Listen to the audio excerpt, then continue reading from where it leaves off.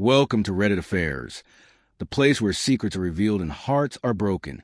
Sit back, relax, and let the story take you on an emotional ride. And remember, if you love deep, dramatic stories, don't forget to subscribe and support the channel. If someone told me a year ago that I'd be planning my own wife's downfall, I would have laughed. We were that couple, high school sweethearts who actually made it work. 15 years together, 10 years married. A son, a mortgage, 2 cars, and matching coffee mugs that said Mr. Right and Mrs. Always Right. We were the picture of suburban harmony.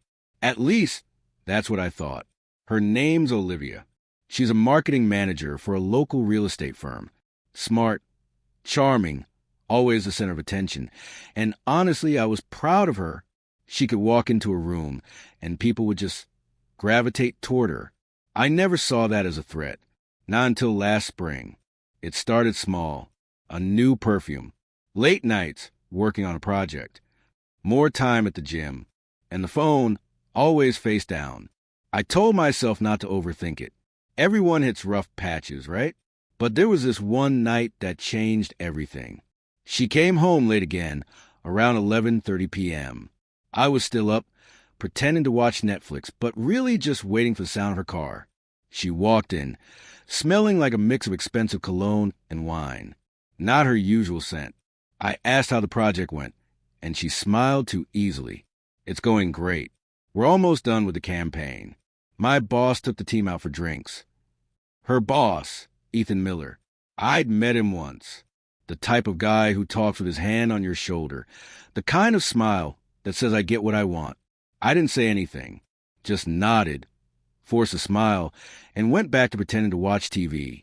But I noticed her wedding ring was in her purse. That was the moment something inside me cracked.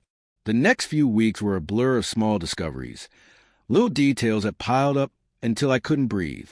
She changed her phone password. She started dressing better for work. And there were nights when she'd come home humming. Humming. I hadn't seen her that happy in years. And she wasn't happy because of me. One night, I caught a glimpse of her phone when she left it on the counter to shower. A text popped up. Can't stop thinking about last night. Same time Friday. No name. Just a heart emoji. I didn't look at the rest. I didn't need to. I knew. My hands shook so badly I almost dropped the phone. My first instinct was to confront her, to demand the truth. But I didn't. Instead, I placed the phone back exactly where she left it, and walked out to the backyard. It was raining, hard, but I just stood there, letting it soak me, thinking about how 10 years of marriage had just turned into a lie. That's when the second instinct kicked in. Don't get mad. Get even. The next morning, I played the same role I played for years, the easygoing husband, the supportive dad. I made breakfast, packed our son's lunch, kissed her goodbye. Inside, I was already building a different kind of plan. I started watching her patterns. She always texted around the same time, 10 a.m. and again at 5:30 p.m. She had work dinners every Thursday, and her gym bag was always freshly packed on Fridays, though she never came home sweaty. I began keeping notes. Real, detailed notes. Dates, times, everything. I installed a tracking app on her phone, something I'd never dreamed I'd do. It confirmed what I already knew. She was spending her work dinner nights at the Mayfair Hotel downtown. Always the same place. Always for about 2 hours. The first time I saw it on the map, I laughed. A bitter, broken laugh that scared even me. The Mayfair, that's where I proposed to her. For 2 months, I said nothing.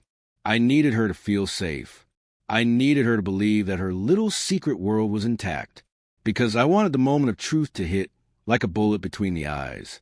That's when the idea came, our 10th wedding anniversary. The timing was perfect. She was already planning something special.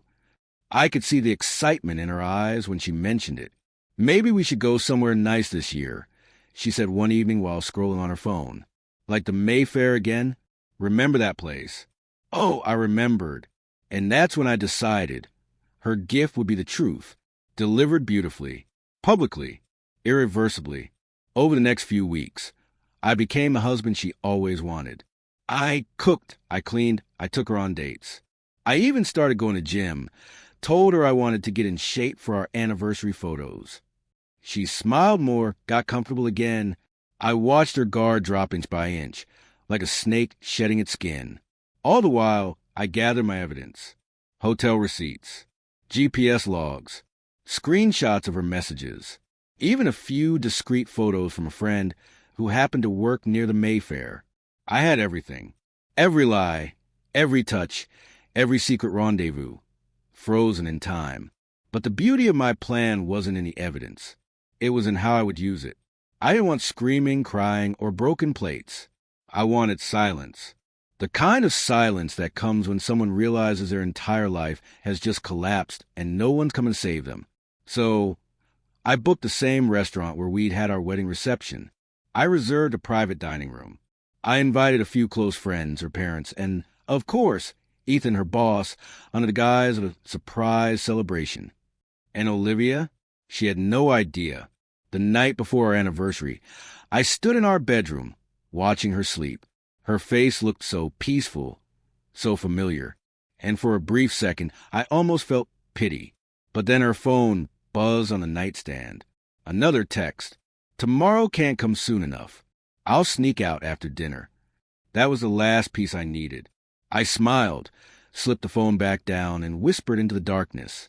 Happy anniversary, sweetheart. In the weeks leading up to our anniversary, Olivia was glowing.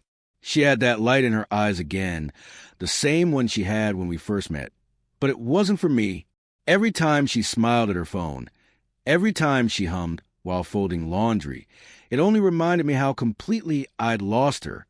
But she didn't know she'd already lost everything else, too. The first thing I did was move the money. Quietly, efficiently. Over the years, we'd built a comfortable savings account, mostly in joint names. I started by transferring small amounts to a new account I'd opened months prior under my own name. Nothing suspicious, just $500 here, $1,000 there. She never noticed. Next came the house. My best friend, Alex, is a lawyer. I didn't tell him the full story, just that I wanted to restructure assets for tax reasons. He helped me put together paperwork that ensured I'd have full control of the property if anything happened. I could tell he was curious, but he didn't press. Then there was the social side. Olivia was always image conscious. PDA meetings, charity runs, couples dinners. The suburban status symbol of perfect marriage. So I made sure to feed that illusion. I told everyone how amazing she'd been lately, how we were closer than ever. I even posted a few photos of us together, her leaning into me, both of us smiling. If you looked at our social media, we were the perfect couple. If you looked closer, you'd see the cracks. One evening, about 2 weeks before the anniversary, I came home early. She was in the shower, her phone unlocked on the nightstand. I shouldn't have looked, but I did. There was a text thread with Ethan that made my blood boil. Ethan, I can't wait to have you to myself tomorrow. You're incredible. Olivia, you make me feel alive again. I wish we didn't have to hide. Ethan, soon, baby. After your anniversary, things will change. After your anniversary. I didn't need to read further. I could already see the story. She was going to leave me. Probably after one last perfect celebration, like a performance before the curtain drops. The irony? She had no idea the show wasn't hers anymore. It was mine. I started planning the dinner down to the last detail. The restaurant, Luchain, a high-end French place where we'd held our wedding reception. I called ahead, booked a private dining room, and told them I wanted to recreate our wedding menu exactly. The chef loved the idea. So, did I. Then I made the guest list. Our closest friends. Her parents. My sister. Even her boss. Yes, Ethan. I sent him a carefully worded email. Hey, Ethan. I'm putting together a surprise dinner for Olivia's 10th anniversary. You've always been such a big part of her professional success. I'd love for you to join us. She'll be thrilled. Please keep it quiet. I want this to be special. He replied within an hour. That sounds wonderful, man. Count me in. That one message almost made me laugh. He had no idea he was walking into a trap. Meanwhile, I played the doting husband. I surprised Olivia with little gifts, flowers at her office, breakfast in bed, random "I love you" notes. I want her guilt buried so deep under comfort that she'd never see the storm coming. And it worked. She softened around me. She'd reach out to hold my hand again, tell me how happy she was that we were getting back to normal. Each smile she gave me felt like a knife I willingly pushed deeper into my chest. At night, when she fell asleep beside me, I'd stare at the ceiling, running through every step of my plan in my head. Timing, sequence, backup contingencies. I wasn't just going to expose her. I was going to destroy the fantasy she'd built, in front of everyone she cared about. The day before the dinner, I printed everything. All the texts, the receipts, the hotel check-ins. I organized them in a sleek black folder with the title, Memories of Our Marriage. I also printed one last thing, a single photo I received from my contact near the Mayfair Hotel. It showed Olivia and Ethan walking hand in hand toward the lobby, her face tilted toward him, smiling. The timestamp, 2 weeks ago, the same night she told me she was at her yoga class. That photo went on top. The morning of our anniversary, she was radiant. She wore the same perfume she'd worn on our wedding day, the one that used to drive me crazy. She kissed me softly and whispered, "I can't believe it's been 10 years. I smiled back. Me neither. She didn't notice that my suitcase was already in the trunk of my car. By 7 p.m., everything was in motion. The guests were arriving at the restaurant. Olivia thought we were just going for a romantic dinner. Just the two of us. She looked stunning. A deep red dress, the kind she used to wear when she still cared about us. As we pulled up to the restaurant, she gasped, "Oh my God, this place? You remembered?" I just nodded and held the door open for her. "Happy anniversary, Liv." When we walked into the private room, the look on her face was priceless. All her friends, her family, everyone, clapping, smiling, shouting surprise. She laughed, tears welling up. "You did all this? For me?" I kissed her cheek. "Of course. You deserve it." If she only knew how true that was. Dinner went perfectly. Everyone was laughing, sharing stories. Even Ethan was there, sitting just 2 seats away from her. He kept glancing at her when he thought no one was looking, but I saw, every single time. I waited until dessert. That's when I stood up, holding my glass. "Before we wrap up, I'd like to say a few words," I said, smiling. 10 years is a big milestone, and I thought it would be fitting to share something special, something that truly represents our marriage. Olivia smiled up at me, clueless.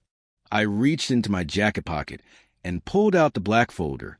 "This," I said softly, placing it on the table in front of her, "is my anniversary gift to you."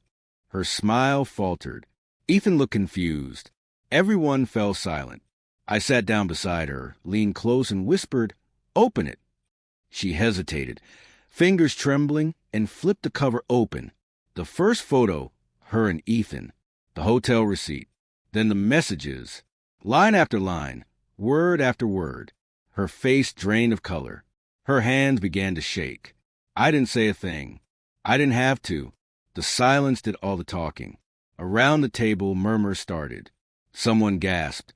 Ethan tried to grab the folder, but I stopped him with quiet, steady voice. "I wouldn't do that if I were you." She turned to me, eyes wide and wet.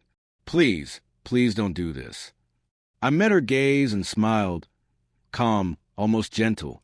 "Happy anniversary, Olivia." Then I stood up, buttoned my jacket, and left the room. Behind me, I could hear chaos, her crying, chairs scraping, someone shouting. But I didn't look back, because I had one last stop to make before disappearing for good. I didn't drive home that night. I didn't even look back at the restaurant as I walked to my car. The sound of her voice calling my name, that broken, desperate, "Daniel, please," faded with every step I took. I felt nothing. No anger, no satisfaction. Just silence. Maybe that's what revenge really feels like. Not fire, not chaos, just the quiet knowledge that it's finally over. I checked into a small apartment on the other side of the city. I'd rented it 2 weeks earlier under a fake name. Everything was prepared. My clothes, my documents, a new phone, a clean slate. While Olivia was busy drowning in the mess she made, I was already living my next chapter. The fallout came faster than I expected. By morning, her perfect suburban world had burned down. Her parents called me first. They were furious at her. They couldn't believe it. How could she do this to you? Her mother cried over the phone. You've been nothing but good to her. I didn't answer. I just said I needed space and hung up. Then came the text from our friends. Pity, outrage, curiosity. Everyone wanted the inside story. I ignored them all. I didn't need validation. I just wanted distance. Ethan, of course, tried to reach out too. He left a voicemail, a long, shaky apology about how it just happened, how he never meant to hurt anyone. I deleted it halfway through. He was fired the next day. Turns out, when you sleep with your married subordinate and it goes public, HR doesn't look kindly on that, especially when the screenshots and timestamps are already circulating in an anonymous email sent to corporate. Guess who sent that email? As for Olivia, she tried to call me. Once, then twice, then 15 times. By the end of the week, she was sending long, desperate messages, begging for forgiveness, saying she made a mistake, that she'd do anything to fix it. The thing is, I already gave her something better than forgiveness. I gave her truth. For 10 years, she'd built a world of lies, and I tore it down in one night. Now she was free to face herself, free to realize that the man she betrayed had seen everything and walked away without a single word of hate. That's the kind of silence that haunts people. 2 weeks later, the divorce papers arrived at her door. She didn't contest anything. She couldn't. Her lawyer told mine that she just wanted to move on. She got the car, her clothes, and a few pieces of jewelry. I got everything else, the house, the savings, and my peace. Funny thing is, I didn't even keep the house. I sold it the next month. Every wall in that place was a memory of her laughter, her lies, her perfume mixing with deceit. I couldn't stand it. I donated a part of the money to a shelter for single fathers. The rest went into starting something new, something of my own. Freedom tastes strange at first, but it grows on you. One evening, about 3 months later, I ran into one of Olivia's friends at a cafe. She didn't see me at first. She was on the phone, whispering. She's not doing well. I heard her say. She barely leaves the house. She just stares at her wedding photos. When she finally noticed me, she froze. I just smiled politely and left. No words needed. Now, every year on our anniversary, I pour myself a glass of wine and think about that night, not out of bitterness, but as a reminder. People think revenge is about hurting the other person. It's not. It's about closure. It's about walking away with your dignity intact, while they sit in the ruins of what they destroyed. Last week, I received a letter. No return address, but the handwriting was unmistakable. It was Olivia's. Inside, a single line. You said it was a gift. Now I understand what you meant. No apology. No plea. Just that. I read it twice, folded it neatly, and dropped it into the fireplace. The flame caught quickly, like it had been waiting for that moment. As the paper curled and blackened, I whispered the same words I'd said to her that night. Happy anniversary, Olivia. And for the first time in years, I truly meant it.